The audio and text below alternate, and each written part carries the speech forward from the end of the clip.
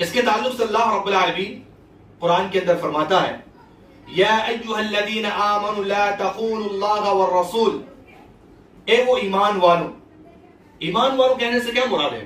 کیا سمجھتے ہیں؟ ایمان اللہ رب العالمین جو مخاطب کرتے ہیں قرآن کے اندر یا ایھا الذین آمنوا، اے ایمان والو، تو کیا مراد ہے؟ کہ کسی کو بھی اللہ تعالیٰ کہہ رہے ہیں؟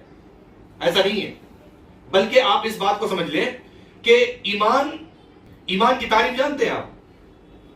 ایمان کی تعریف ہے اقرار باللسان، زبان سے اقرار کرنا کہ ہم اس بات کی گواہی دیتے ہیں کہ اللہ رب العالمین کے علاوہ کوئی معبود برحق نہیں ہے، اور زبان سے اقرار کرنے کے ساتھ ساتھ دل سے تصدیق بھی ہو، دل سے تصدیق بھی ہو، دل مانتا بھی ہو کہ اللہ کے علاوہ کوئی معبود برحق نہیں ہے، محمد صلی اللہ علیہ وسلم اللہ کے رسول ہیں. اور جن چیزوں کا ہم اقرار کر رہے ہیں، جن چیزوں کا ہم تصدیق کر رہے ہیں، ان چیزوں کو اپنے اعضاء اور جوارح کے ذریعے سے انجام بھی دینا ہے. اگر کوئی شخص ایسا ہی کہتے ہیں کہ ہم اللہ پر ایمان لے کے آ رہے ہیں، بس اتنا کہتے ہیں، تو ان کا ایمان مکمل ہے؟ مکمل نہیں ہے.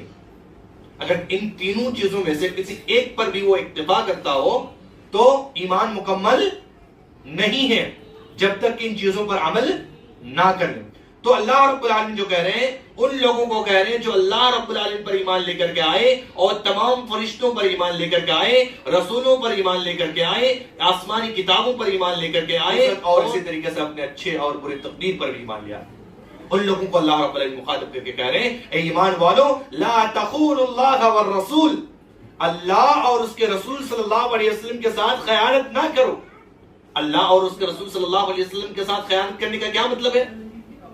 اللہ اور اس کے رسول صلی اللہ علیہ وسلم کے ساتھ خیانت کرنے کا مطلب یہ ہے کہ اللہ رب العالمین نے جو ہمیں کہا ہے یا ایھا الذین آمنوا اطیعوا اللہ واطیعوا الرسول، اے ایمان والو تم اللہ اور اس کے رسول صلی اللہ علیہ وسلم کی اطاعت کرو.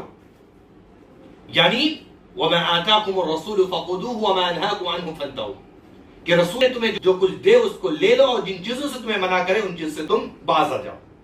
یعنی جن چیزوں کا اللہ اور اس کے رسول صلی اللہ علیہ وسلم نے ہمیں حکم دیا ہے ان چیزوں پر اگر ہم عمل کرتے ہیں تو اس کا مطلب یہ ہے کہ ہم امانت کو ادا کر رہے ہیں. اور اگر ہم ان چیزوں پر عمل نہیں کر رہے ہیں، ان چیزوں سے اعراض کر رہے ہیں، تو اس کا مطلب یہ ہے کہ ہم اللہ اور اس کے رسول کے ساتھ کیا کر رہے ہیں؟ خیانت کر رہے ہیں. نعوذ باللہ.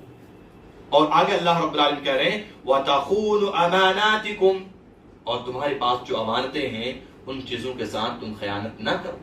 وَأَنْتُمْ تَعْلَمُونَ، حالانکہ تم اس بات کو جانتے ہو.